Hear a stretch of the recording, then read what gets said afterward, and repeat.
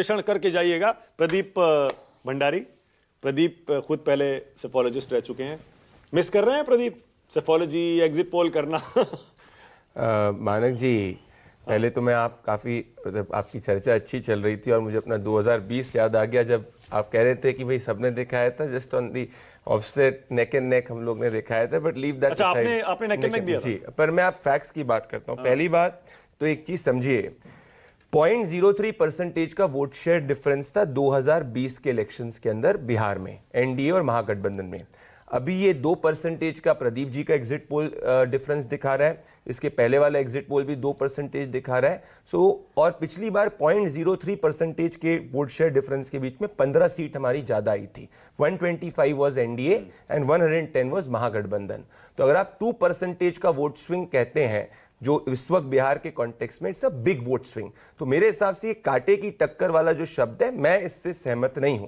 मेरा मानना है प्रदीप जी ने वो कांटे आप थोड़ा कह रहे थे ना कि इतना एक तरफा नहीं है। मैं तो पहली चीज, दूसरी बात, ये पहली बार ऐसा नहीं हुआ है कि बिहार के अंदर महिलाओं ने पुरुषों से ज्यादा वोट किया है। 2020 के अंदर भी ओवरऑल टर्नआउट था 57.29, विमेन का वोटर टर्नआउट था 59.69, पुरुषों का वोटर टर्नआउट था 54.45। तो 5.5% पिछली बार भी महिलाओं का वोटिंग ज्यादा है इस बार और इस बार 10% जोड़ देता हूं। हाँ जी, परसेंटेज ऑफ वोट ज्यादा था, वोट कास्ट जो है, चूंकि पुरुषों की संख्या ज्यादा है इसलिए पुरुष ज्यादा थे। मेरी जानकारी में पहली बार महिलाओं की वोट करने की संख्या भी बढ़ गई है, पुरुषों से ज्यादा जी। पिछली बार जितना मैं, चुके जी एक बार वो चेक कर लीजिए, क्योंकि जितना मैं कह रहा हूं 5 लाख एक्स्ट्रा महिलाएं थी पिछली बार भी 2020 में विज़-अ-वी पुरुषों को, एक बार वो चीज कर लेंगे। बट ओवरऑल परसेंटेज हमेशा बिहार के अंदर ज्यादा रहा है। इस बार ये 9 to 10% ज्यादा है। तो उसको भी अगर मैं ट्रांसलेट करूं मानक जी, तो ये क्लीन स्वीप और डिसाइसिव विक्ट्री टुवर्ड्स एनडीए आता है।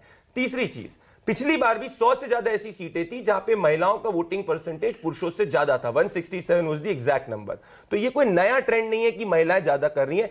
हम जो एनालिसिस करते हैं, मेरा मानना है उसकी बेस को अब चेंज करना चाहिए, क्योंकि बिहार के साथ बहुत बड़ा अन्याय है कि आप सिर्फ जाति के आधार पे कि भाई इसका इतना बेस जाति का वोट है, उसका बेस है, क्योंकि तमिलनाडु में भी कास्ट है, हर तरफ कास्ट है। बिहार डेवलपमेंट पे वोट कर रहा है। ये pro incumbency election Nitish Kumar और नरेंद्र मोदी जी के लिए। दूसरी बात, ये जो आप चीफ मिनिस्टर की बात करते हैं, पिछली बार आप 2010 के एक बार अगर आप आंकड़े देखेंगे, 2010 के अंदर जब हमने स्वीप किया था 200 से ज्यादा सीट में, तब भी जेडीयू का वोट शेयर 22.58 था, हमारा रफली अराउंड 17-18% था। तो ये तो बहुत लॉजिकल है कि कोई भी पार्टी रहेगी, उसी के पार्टी के लोग चाहेंगे उनका बने।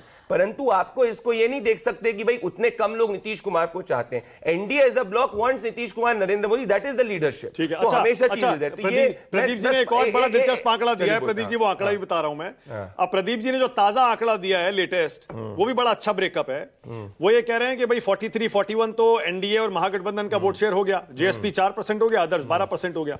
वो कह रहे हैं मेल वोटर में एनडीए महागठबंधन से पीछे है। महागठबंधन को 42% पुरुष वोट मिल रहा है, एनडीए को 41% पुरुष वोट मिल रहा है, जबकि महिलाओं में एनडीए को 45% महिलाओं का वोट मिल रहा है, महागठबंधन को 40% महिलाओं का मिल रहा है। यानी पुरुषों में आप पीछे हैं, महिलाओं में आप आगे हैं। प्रदीप मानक जी, वो उनका डेटा फाइंडिंग है, मैं उनकी साइंटिफिक डेटा फाइंडिंग की रिस्पेक्ट करता हूं। हमारा ग्राउंड फीडबैक ये कह रहा है कि हम दोनों, भले पुरुष हो मैन हो, दोनों में करें, क्योंकि एक प्रो इनकम्बेंसी इलेक्शन के अंदर मानक जी, अगर आप हिस्टोरिकली भी उठा के देखेंगे, अगर ये नेक एंड नेक इलेक्शन है, अगर इनके प्रदीप जी के जब हम सीट्स का आंकड़ा आएगा तो हमको समझ में आएगा। पर अगर ये क्लीन स्वीप इलेक्शन ये दिखा रहे हैं, clean sweep which means we are crossing the majority edge पर देन मैं नहीं मानता कि पुरुष और मैन के बीच में बहुत बड़ा डाइवर्जेंट होता है, व्हिच इज देयर। अब एक और चीज आप कह रहे थे साइंटिफिकली कि भाई ज्यादा वोट शेयर होता है तो उसका पीछे होता है। यहां पे एनडीए का जो वोट है मानक जी, वो बिहार के हर कोने का वोट है। तो ऐसे सिनेरियो के अंदर वोट शेयर ज्यादा